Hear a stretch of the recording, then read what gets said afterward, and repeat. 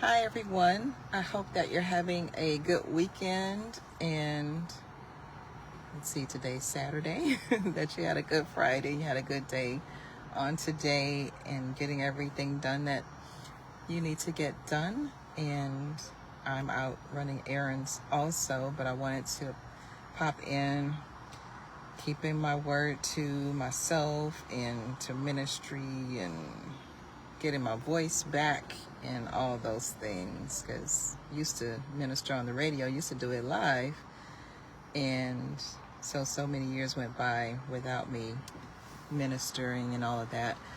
So this is a process of taking back what the enemy stole. But that's not the topic for today. The topic for today, as I wrote in the little title there, was Team USA and Breathe and honoring family. And the Team USA, I think it's probably playing again now, but earlier today the men's basketball won the gold, and it was just so great to watch that and experience that and cheer them on. I was hoping that they would win.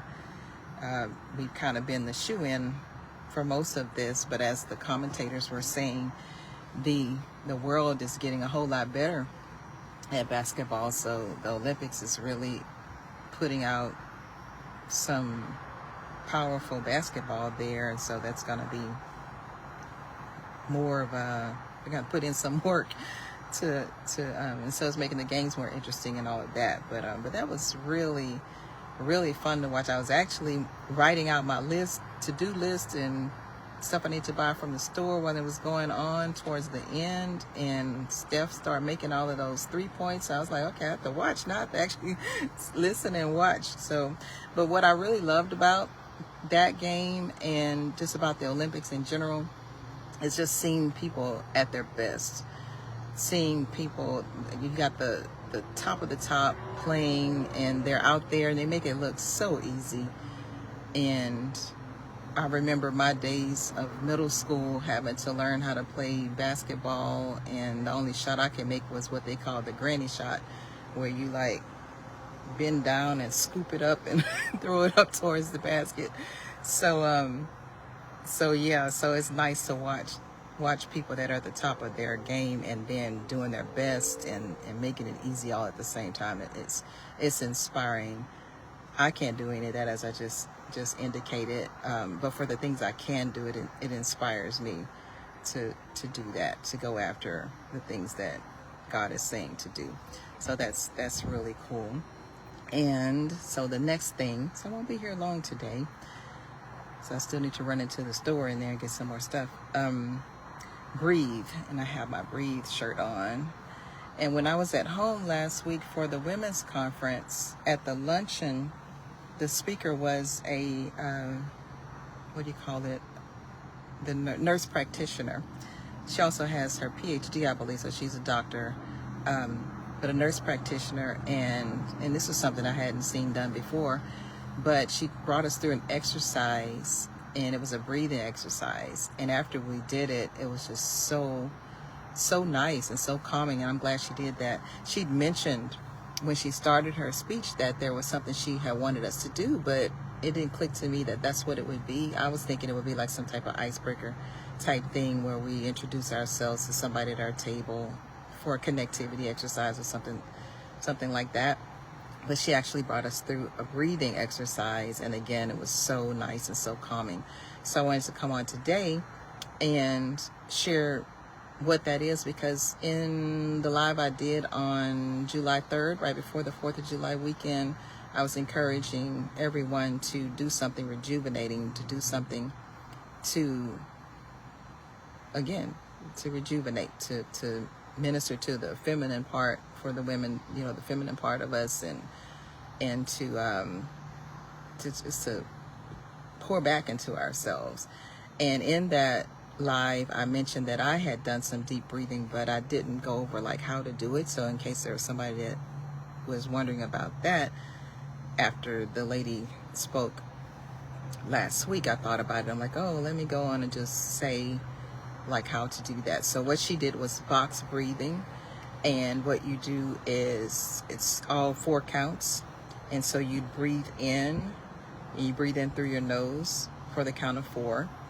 Then you hold it for another count of 4. And then you breathe out, you exhale for the next count of 4, and you exhale through your mouth.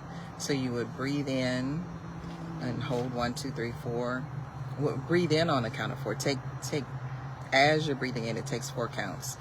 And then the next 4 counts you're holding, and then the final 4 counts you're exhaling, and you exhale through your mouth. Breathe through your nose, hold, exhale through your mouth. And when you breathe through your nose, you'll want to breathe into your diaphragm. And for those that sing, you know that that's how, if you're going to sing for any length of time, you have to breathe through your diaphragm. And for those that don't sing, when choir directors are teaching kids, they tell them, make your belly big.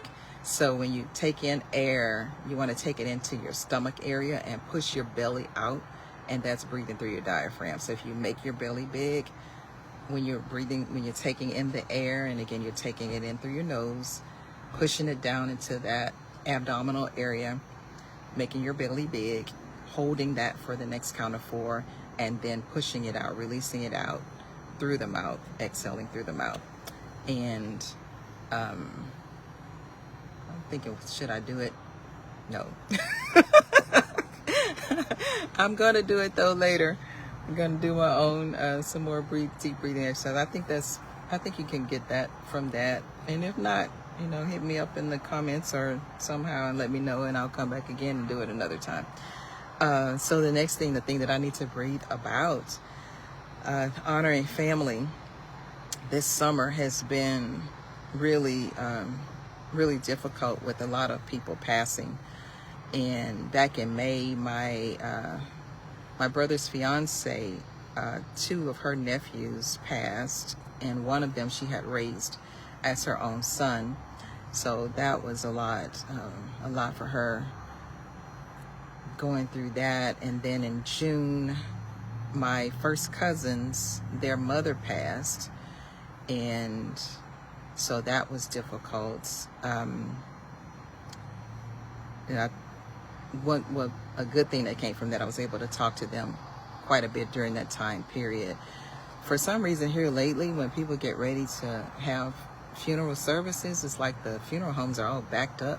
So so it's been taking like a couple of weeks at least to get people buried. So their mom passed in June, but it wasn't until the 4th of July weekend that they were able to bury her. So during that time period, I was able to talk to them a few times. So that much was a blessing. And then in July, my first cousin on my dad's side passed, and that was hard. He was one of my favorite cousins, so it's like another favorite is going on to be with the Lord. And so that was difficult. His name was Kelvin, and Kelvin was a very cool cousin. Always enjoyed spending time with Kelvin. I could always count on Kelvin for a positive word or a compliment. And my love language is words of affirmation. So Kelvin always had the compliments ready. So I always enjoyed being around Kelvin. He was a cool guy, and definitely miss him. He died way too young, only 61. If I maybe 62. I have to check his birth year and everything, but too young to be gone. Younger people are like, oh, that's old, but when you get older, it's like, they're not old.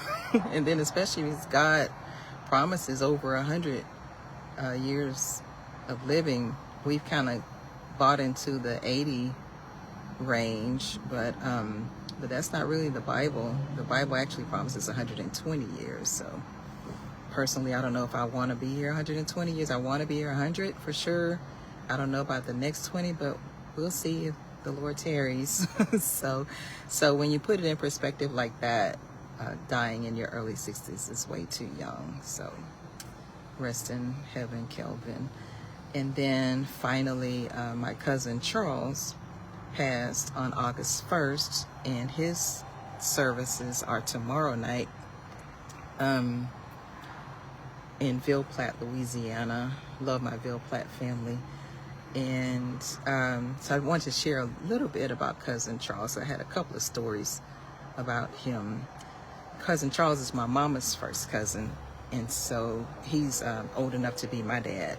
So he's in that age range. So that'll share some perspective when I share a couple of these stories. But one of the things I remember about Cousin Charles, I'm not big on drinking coffee, but one time when I was in Ville Platte, he made me a cup of coffee, and it was delicious. It was the best coffee I ever had, and I mean, it just had the right mix of everything, and his other cooking and stuff was good too. He can make this sauce that was real good. Yeah, so really enjoyed that. I had 2 cups of coffee that were on that level. Cousin Charles was one, and then the other one, you might guess, was when we were in Paris. And that's when Terry Savelle Foy was preaching at Hillsong, and they brought the group there early that morning and had us like kind of in a green room type setup, little reception room, and had coffee and pastries and stuff set up. And that coffee, I drank it that day too, especially because we were up early. We were up late that night before and up early that morning. So I drank some for those purposes, but it was so good. And Cousin Charles's coffee was right on par with Paris coffee. It was just that good. And then just a couple of more stories about Cousin Charles, and I will sign off. Went out to Ville Platte for a boucherie one time, and that's when they slaughter a hog and what do you call it? Like put it in this pit and cook it kind of situation. So we were standing up talking, and I was talking about all of the parts of the pig that I don't eat. And I was saying, 'cause I was telling my cousin, it's like, my daddy would eat this stuff called hog mog or something like that. I'm not exactly sure how to say it, but I was telling him, I'm like, oh, I don't eat hog mog, and I don't eat pig's feet and stuff. I'm like, I eat bacon, but I just don't do a whole lot. Not like I eat pork chops, but I don't do a whole lot of this stuff. And he just sat there and listened to me talking, and he said, Trish, he said, you eat boudin, baby? And I said, yeah, I like boudin. I eat boudin. And he's like, well, you eat all that then, because all of that is in the boudin. And I was like, you mean it's not just rice dressing? So, because boudin pretty much looks like rice dressing in a case. And I'm like, it's not just rice dressing. I got hog mark in there. So that was a good memory with Cousin Charles. And somebody just turned their lights on. This is my signal to hurry up and handle my business since it's getting dark out here.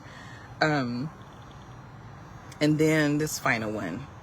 So like I said, Cousin Charles is old enough to be my dad. So back in the 90s, when the guys were wearing their hair in these fades, they'd have like a little afro at the top, and then the sides would be faded, cut real close to their heads. Well, Cousin Charles was in his 50s then and was losing his hair, and so all the top was bald, and he had like little afro on the side. And he told me, he said, baby, you know what? He said, I'm not bald, no, baby. He said, that's a fade. He said, I just fade mine from the top. So thank you for indulging me in sharing my Cousin Charles stories, and he will definitely be missed. And to any of my Ville Platte family that may catch this, I love y'all and loved Cousin Charles. He was an awesome guy, very kind-hearted and funny, and again will definitely be missed. So for everyone else, thank y'all for indulging me in this live. Not very energetic, but I'm gonna go home and I'm gonna breathe, do my deep breathing that I shared, and watch some more of the Olympics maybe, and get it together. So y'all be blessed and have a wonderful rest of your weekend. Have a great Sunday and have a great week on next week. God bless. Bye-bye.